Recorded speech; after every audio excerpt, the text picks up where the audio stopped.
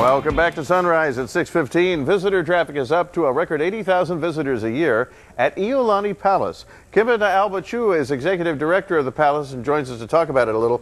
Obviously, the reason I asked you in was the announcement earlier this week that you're going to start opening on Mondays to handle those extra people. Yes, exactly. Actually, this past Monday was our third Monday that we had opened. Okay.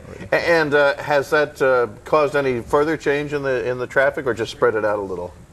We haven't seen the March numbers yet, but so far for January and February, we are up about 14% January, February another 4% from last year, and last year was already a record. Now, of course, instinctively, I look at everything as an economic story, and if you're getting more visitors, that means you're getting more fees, and if you're getting more fees, there are projects you can do more work on.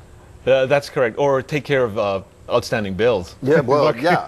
But you have some ongoing restoration, right? And sometimes you try to, if people find objects that used to be in the palace someplace in Iowa, you try to get it shipped over and like that. Yes, that's correct. And most of the times for those funding, we have restricted donations for those. So for the general admissions, we're trying to pay our electricity bill, those types, payroll costs. Yeah. Oh, what is the electric bill for that? I mean, that's a big building. It is, and right now it's running about $20,000 per month. Wow. Yeah.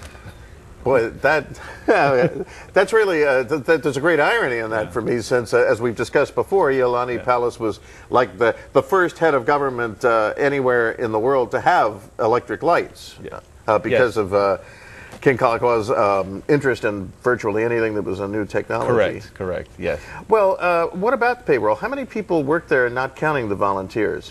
We've got on staff, paid staff, about 30 right now. Okay, well, and then when you add the pension and welfare costs, the human resources side expenses, that is quite an expensive thing to try to operate. Oh yes, and then the unemployment tax that's looming, the increase coming up. That's a good point, because that's not just for-profit companies. Nonprofits will get hit with it too. Exactly.